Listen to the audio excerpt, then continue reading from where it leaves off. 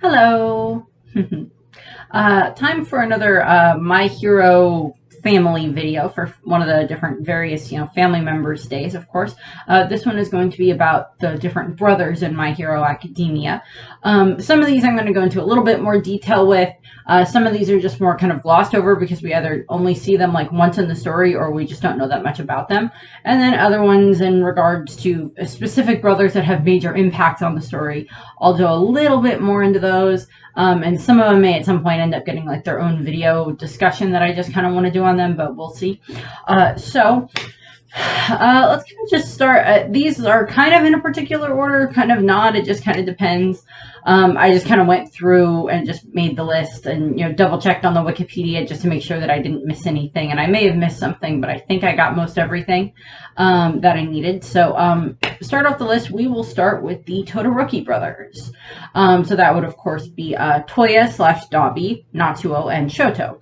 And, they're the brothers, of course, of Fuyumi, but Fuyumi will kind of get her own discussion bit when I talk about the Sisters' Day down the line. So obviously, these three are the sons of Endeavor NG Todoroki and Rei Todoroki. Throughout the course of the series, we actually, slowly learn a fair bit amount about them. For Shoto, of course, we learn that he's, of course, the youngest, and we learn later on that their older brother, Toya, seemed to have died several years ago in a huge accident regarding his quirk, and that since then, Natsuo has always blamed their father, has always blamed Endeavor in that regard. Can't really blame him on that one. But the way that we see everything happen is, of course, Dabi we're mostly introduced to through the League of Villains, of course, and then, pretty much ever since he's kind of shown up, there's always been the background theory that Dabi has to be a Todoroki because he has a fire quirk and he has pointy hair and he doesn't like Endeavor.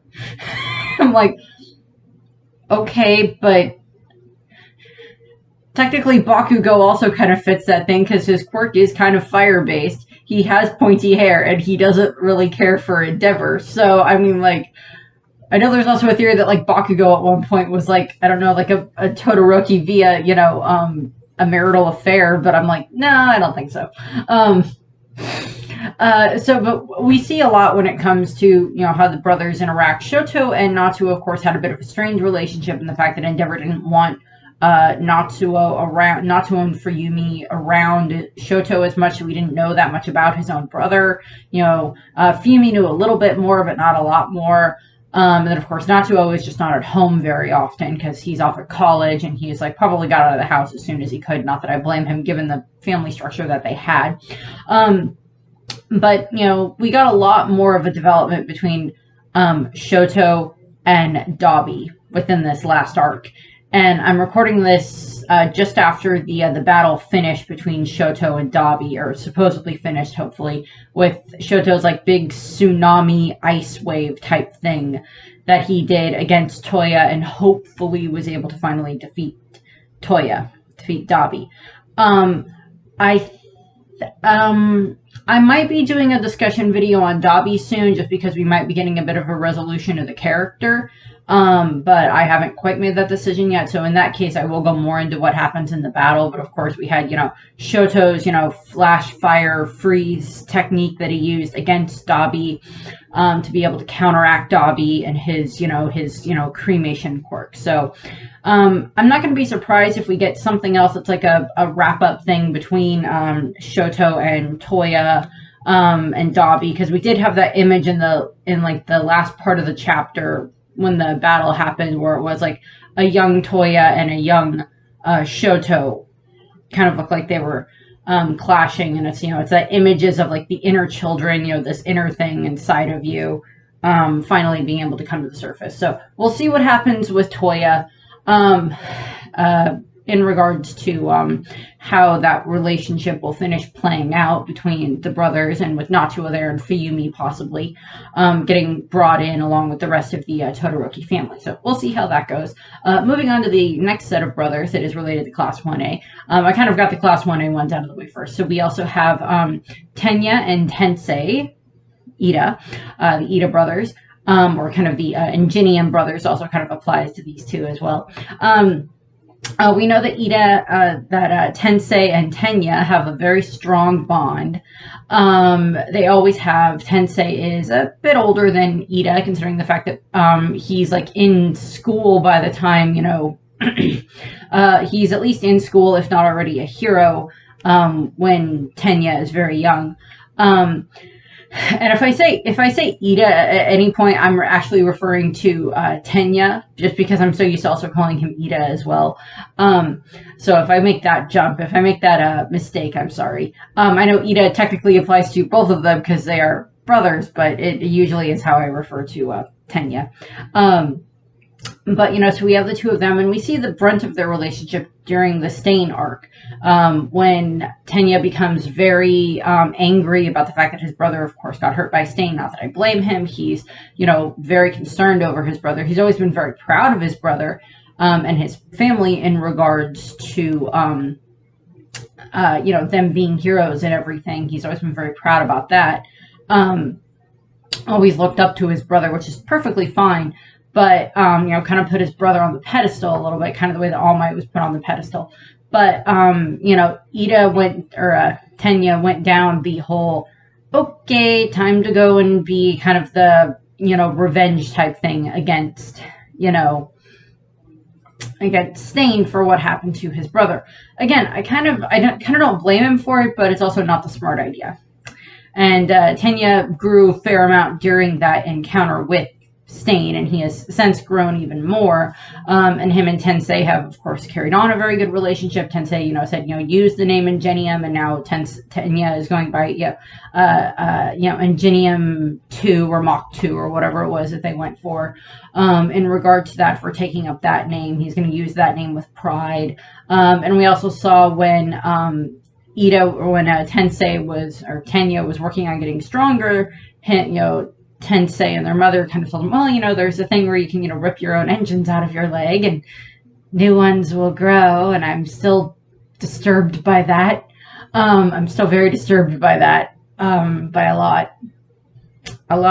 But yeah, so that's what we see for that interactions for those brothers. Tensei, I don't think, unless Eri can do something, because she helped, Eri helped Miria, so she could be able to rewind Tensei back to before he got hurt by Stain, and fix his legs and everything, fix his spine and such, and that might be a good way of healing him that way, so that way he can go back to being a hero. But I don't know if that's what's going to happen yet, because I don't know if he even knows about Eri. Well, I guess he could have learned about Eri from Tenya, but I'm not sure. Moving on down the line, we have Suyu's brother, Samidare, I think. He has the same quirk she does, just like their parents, just like their younger sister has. Frog has his quirk. He's kind of cute, he kind of looks like the emo-ish type kid. Still, you can very much tell that he's related to Sue. I think we got a little bit about him in a side thing or whatever, an OVA where they just kind of show you Sue's family because she's so popular and everything. So, we'll see. Maybe he'll kind of end up doing something similar down the line of becoming a hero, or maybe not. I don't know. We'll see. Then we do have, I did want to throw these ones in here. So we do have, I wanted to put in All Might and David Shield.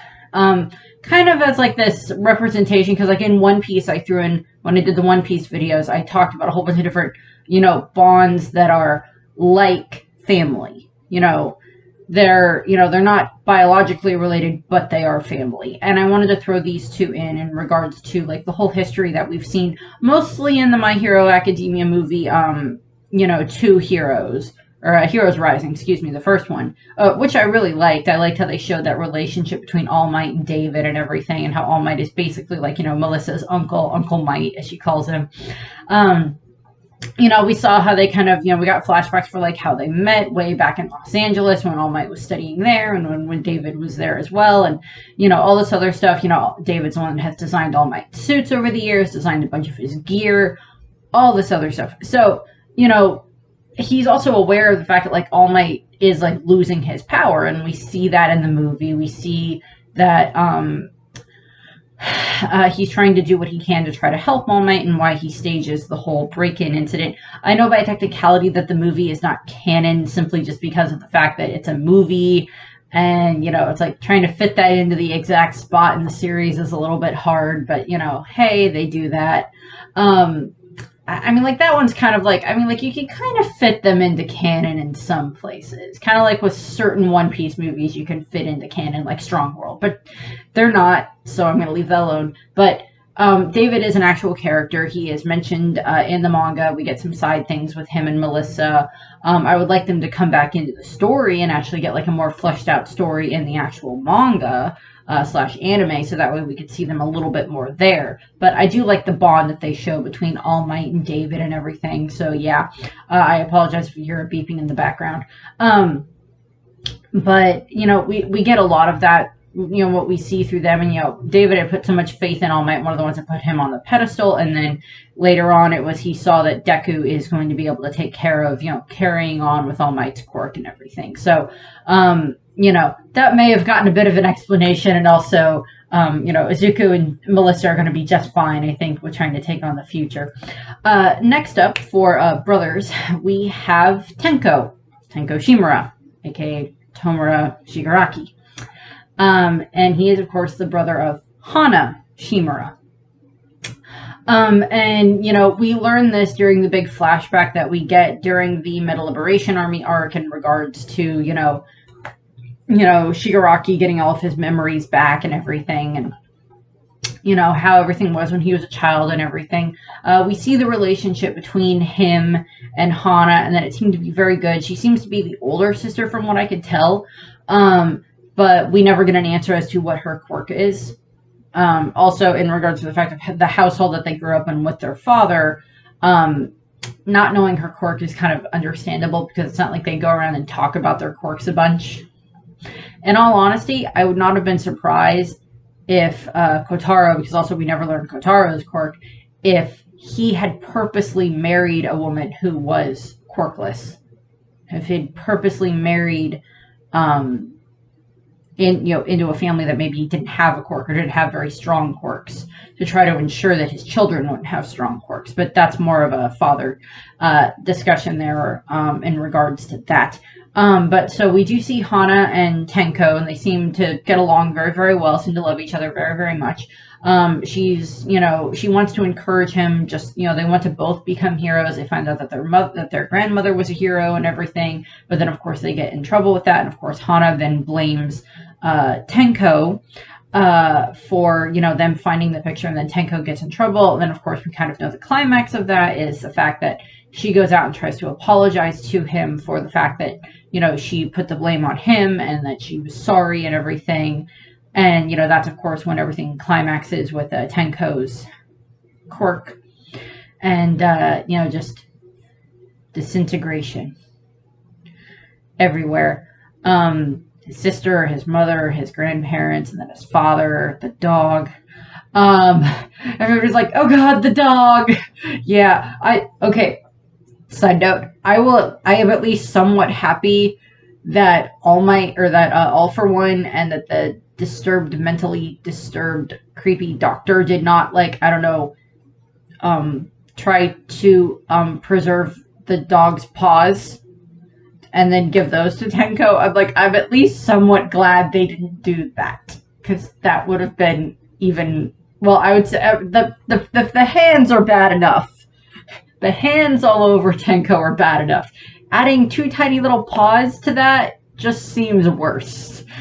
I don't know why, but it seems worse, but I'm glad they didn't do that. But, we know for a long time, Tenko kind of just, has his memories of his parents and his grandparents and his sister just buried and everything, and then eventually they do come back to the forefront. And then, of course, we see that all come back to life and everything with everything that happens with the Metal Liberation Army, and then Tomura just goes even worse and everything. We do know, of course, that 2 of the hands that he has on him, I don't remember which ones they are from his sister. And at some point, I think during the battle, those are some of the ones that actually get destroyed. But during the moment when Izuku and Shigaraki are kind of connected via, all for one and one for all and everything, during that moment inside of like the astro plane world, when Tomura is kind of, I don't remember if it's trying to kind of resist all for one or like something, but he's there, and like we see the visages of like all of the family members come back, and like they're like grabbing onto him, and I don't remember exactly where his sister is, where her hands, because it's like all the different hands are kind of in like similar places to like where they are on him as a person when he's in his villain costume. So I don't exactly remember, but we'll see what happens. I don't expect there to be anything else that we learn about the family, because unless we find out about their quirks, that's about all that we're going to get, I think. Unless there's like some other, like, something happens during like the battle between Izuku and Shigaraki that like resulted in another connection in the worlds, and maybe those ones are, maybe they reappear or something. Next up, we have, and I'm going to mispronounce this guy's name, and I apologize for it, Naomasa Sukuachi. Sorry, True Man. He's the detective that's All Might's friend. So I just usually refer to him as a True Man. His sibling, who we actually meet throughout Vigilantes instead of in the actual continuity of the actual series, is Makoto Sukuachi. And she kind of is, well, I don't know exactly how to explain, because she's like trying to figure out who Crawler is, and like, Crawler and Knuckle Duster and Pop Step and everything, and she's like trying to figure all of that out and everything. Like, she has a quirk that's like similar to her brother's, where he can tell if someone's lying.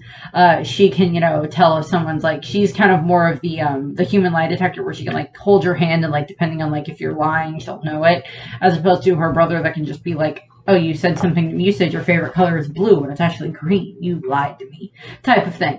But we see their relationship. Noamasa is very protective of Makoto.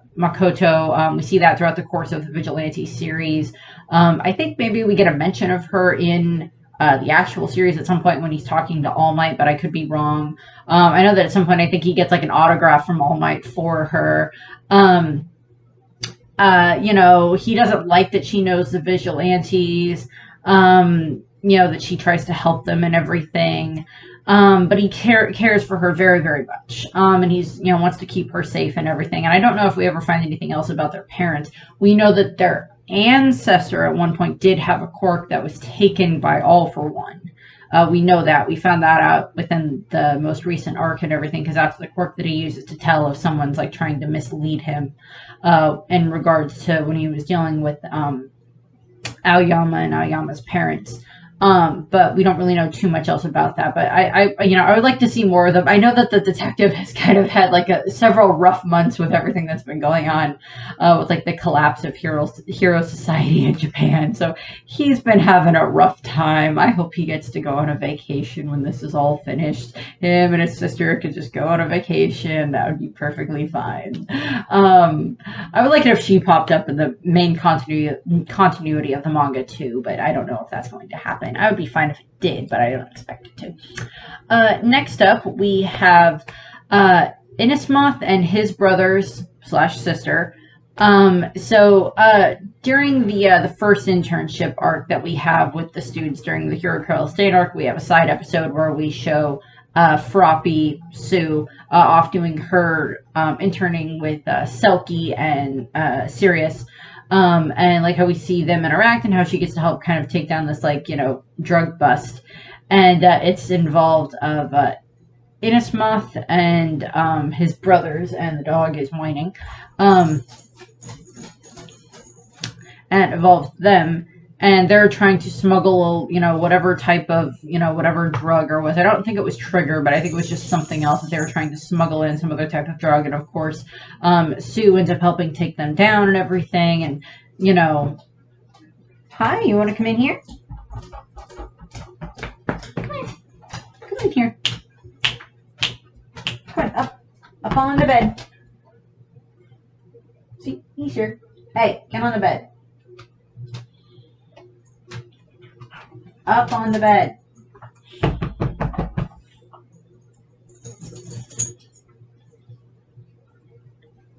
He is here. Oh, see? You can kind of see him. Put your head up. See, puppy. I'm not lying. He's here. He's either going to lay on the ground or leave the room or get on the bed. One of the two. But what, we see Sue have to deal with them and everything. We don't get anything other than their names. They're not really all that important, but I just wanted to point them out. They're weird squid tentacle type things. And then I did want to add this in here. So I did want to put in Izuku and Mirio in regards to Eri. Not Izuku and Mirio in regards to each other being brothers, but in the fact that they are very much like brothers to Eri. And we kind of see this developing after everything happens with, the Yakuza raid and everything, when they're trying to help cheer her up at the hospital and everything. And how they're trying to, help her with her quirk and help her kind of start to accept herself and stop being so sad. And then, within the darkness and everything that, the overhaul put her in. And we see that throughout the course of the series, mostly throughout the course of the festival arc, but it's still continued after that, a fair amount with, of course, the fact that Eri now lives at the dorms with, I believe she lives with Eraserhead. I think that is confirmed. Oh, don't worry. He'll be in the Father's Day video. Trust me, he will be there. When I get to the Father's Day video. But, Izuku and Mirio try very, very hard to help with Eri and everything, to help make her feel happy, to help her come out of her shell more. I mean, the others are around there too. We see Tamaki and Nejire are there every now and then with her. We also see some of the other Class 1A students around her as well, particularly at Christmas and everything. But, Izuku and Mirio are very much trying to just help her in regards to, understanding her power and help her with that. And of course, we know that she restores Mirio's quirk to him during the hospital raid arc. We know that happens. So we see that, continuation of her wanting to help him and everything. And of course, she I think she calls Izuku at some point like Nissan or something like that, which is kind of, the older brother thing. And she's adorable. And I just love how proud Izuku is of her every time that she makes a step forward in her development with either her quirk or just, explaining whether or not she likes something, whether or not she's happy, just the letter that he got from her and showed to his mom, and his mom just cried her eyes out because that's what Inko would do. Because that's what Inko is. That's where Izuku gets the crybaby thing from, which I'm perfectly fine with. But so we see that interaction there with them. Don't know, we might get a flash forward into the future and show something with Eri. I don't know. I don't know. We'll see. I think she'd be a great hero. Let her get a capture ribbon scarf like Izawa has, and she should be good. I was going to make the comment of, I could throw Shinso in here, but he's not really around her that much. But, yeah. Although I do know that when Izuku was on his, little vigilante rogue stage, that when they brought him back to the school, we know that,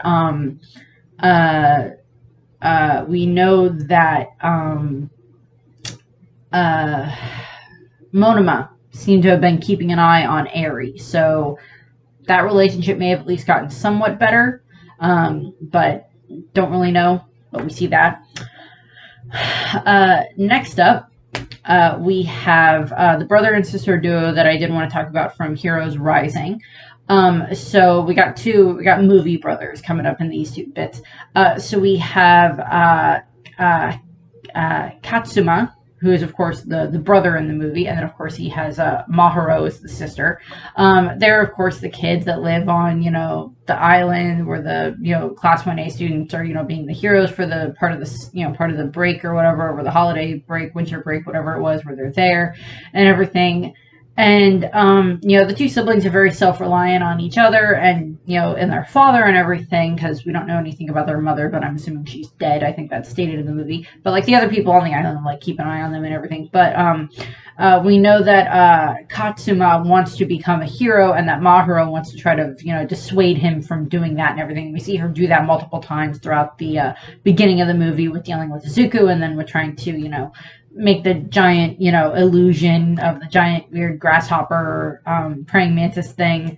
So yeah, we have that. We know that Mahiro has the illusion quirk and that Katsuma has the it's like a blood or a healing quirk or whatever that he uses on Izuku, and that's what Nine was trying to get from him, of course, during that whole moment on Nabu Island. We see their relationship a fair amount throughout the course of the movie. It's kind of the center, one of the focal points of the movie, beyond like Izuku and Kachan's relationship, of course, that develop, that we see throughout that part of the movie. But there's not really that much else that we see about them. We know that their father comes back by the end of the movie. We know that maybe in the future, Katsume may end up wanting to become a hero. I would say that Mahiro, with her illusion power, would also be quite good at that as well, or at the very least support wise. But we'll see what happens with that. I don't know. Maybe they'll be in the same class as Eri and Kota at some point in the future when they're at UA. So yeah. Then we have Rhodey, who is, of course, from the World Hero Mission movie that came out a little while ago. And we have Rhodey's soul, and then he has his younger brother, Roro, and his younger sister, who is Lala. So, yeah. Rhodey is obviously, like, the character that's in the movie that's, like, this outsider a little bit, a little bit more street smart than Izuku kind of is. But, the two of them end up getting along really well.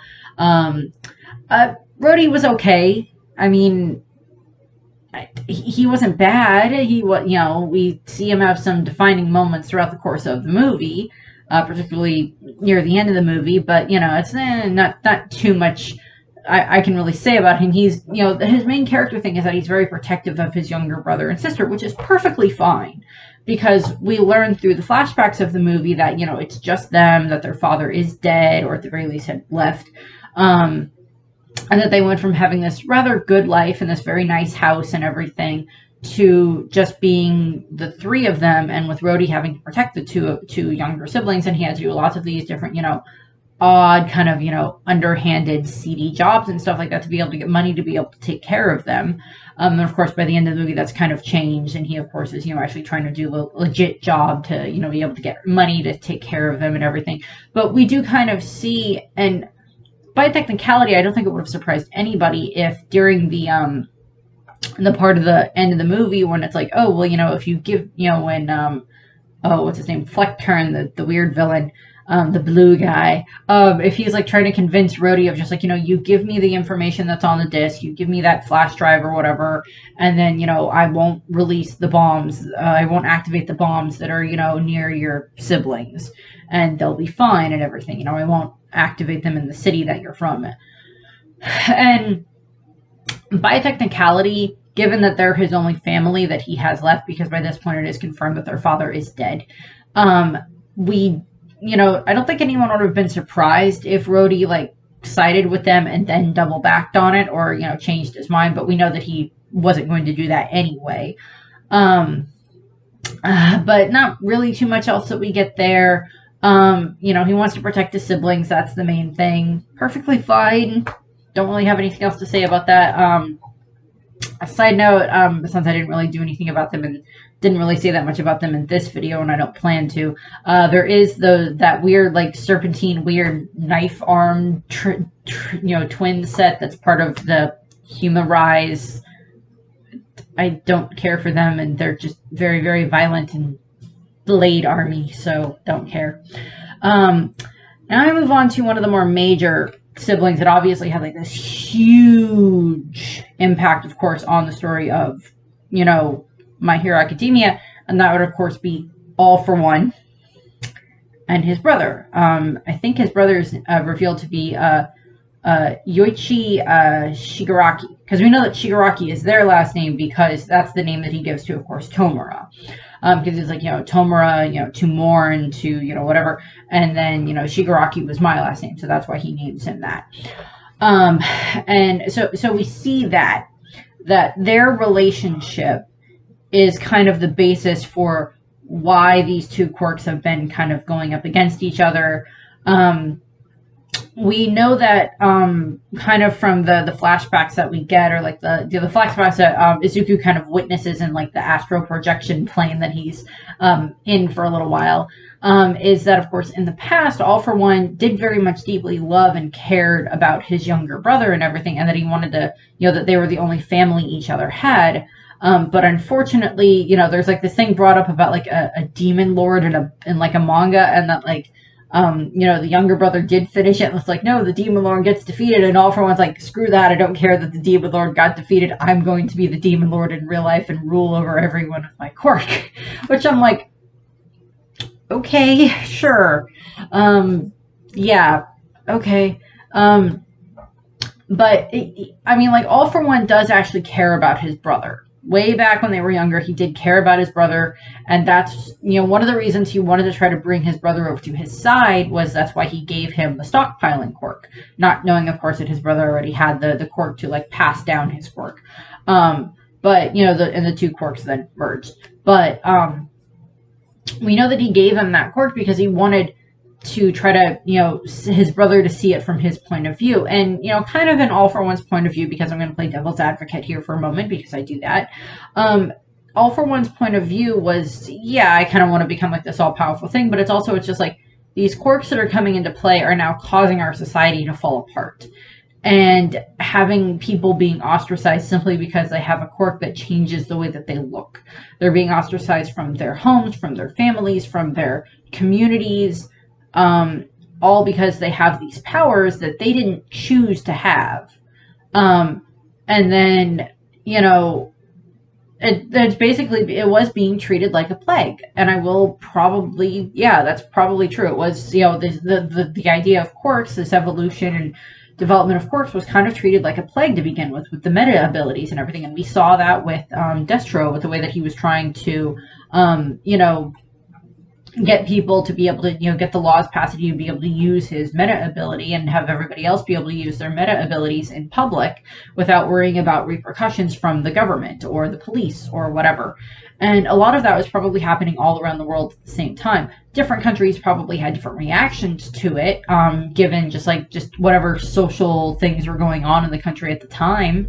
Because like I think Izuku even states at the beginning of the manga, or something along those lines, if quirks hadn't developed, that by this point in time, because we don't know exactly how long it's been in our timeline since like the quirks developed, but it's been like 100 years or more since quirks started to develop in the My Hero timeline, since we don't know the exact date in My Hero.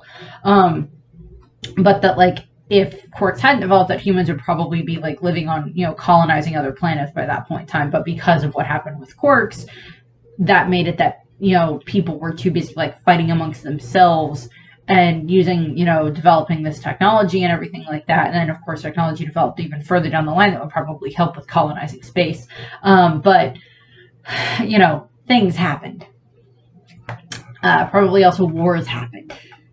But going back to All For One and his brother, Yoichi, we see the moments in, when Izuku kind of gets to relive those moments where it's the two of them fighting, where it's, All For One is starting to build up his empire, and his brother just kind of wants to stop him. His brother ends up, being found by what would end up being the first, the second and the third users of, One For All.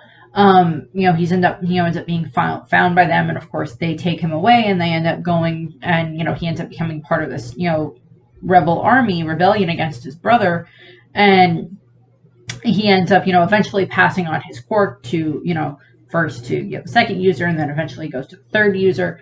During that time frame, definitely the brother is probably dead by now. He wouldn't have been affected too much by like the quirk developing too quickly or having too much power in it, because it would have been in the beginning stages of everything, just like already kind of stockpiling power. But even given that time frame, that was over 100 years ago, or like around 100 years ago or so. So he's probably dead by now. Probably from either old age or he was, killed during a battle with his brother. I wouldn't mind if we get more of a flashback that shows a bit more of how that those interactions would have gone, but I wouldn't be surprised if we do. I would like that. That would be kind of nice to get a little bit more of a flashback on that, a little bit more elaboration on that. Also, it would be just nice to see what, All for One actually looks like. Without all the scars and the weird mask and everything, a little bit more of like what he looks like. I mean, that's not exactly, that's not a requirement or anything like that, because he's supposed to be this like shady, villainous character. But I'm also not going to be surprised if in the end, when it comes to like how that relationship is resolved in regards to, because we know that All for One wants to get his hands on, One for All, wants to get his hands on that quirk and everything, which, yeah, okay. We know that he wants to get his hands on that, but we also know that he can't get that because it has to be willingly given to him, because that's part of what it is with All for One, is that it has to be, or with One for All, is that it has to be willingly passed on. It has to be willingly given. It doesn't have to be willingly received, but it has to be willingly given. So there's, that whole thing. And I'm not going to be surprised if, like, the next time, like, if, All for One ends up getting a hold of Izuku, or if it's, Shigaraki that gets a hold of Izuku, whatever way that the two of them end up, touching and interacting again, at whatever point that happens. First of all, there's going to be an interaction that definitely is going to happen between, like, Izuku and Shigaraki, I'm going to assume. And then between, the pieces of All for One and and One for All, the two of them, like, finally, having this, I guess, like, a duke it out. I don't know. It'd be fun to watch as, like, all the other remnant, like, all the other visages inside of it, like, get together and they all start just, like, punching One for All out. That would be interesting. Or punching out All for One. That would be interesting. Just, like, everybody punch him at the same time. Okay. It's just like 8, 9 punches in a row, all for One's face. That'd be fun. I don't think that's going to happen, but that would be interesting. But it will be just kind of, if there's like this moment between like the remnants of, All for One and the remnants of, Yoichi, just the two of them finally, I don't know, resolving whatever it was that their problem was, if that happens, that will be very interesting to watch. If that happens, when that happens in the series, and then again, in the manga, and then in the anime. But don't exactly know if that's going to happen, and if it does, when. But we'll just have to wait and see. So that's what I have. Don't really have anything else. Yeah, that's what I have for the brothers. I was like, I don't have anything else for the brothers. There wasn't any other brothers I could think of.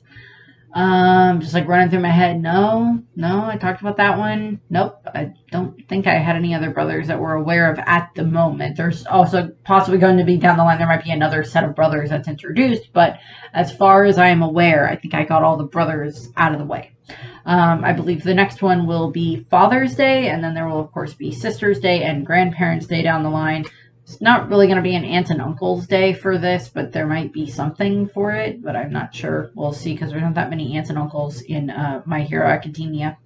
Or at least not that I can think of at the top of my head, but we'll see. So that's what I have for this one. I thank you for watching, and happy Brother's Day to all the brothers out there.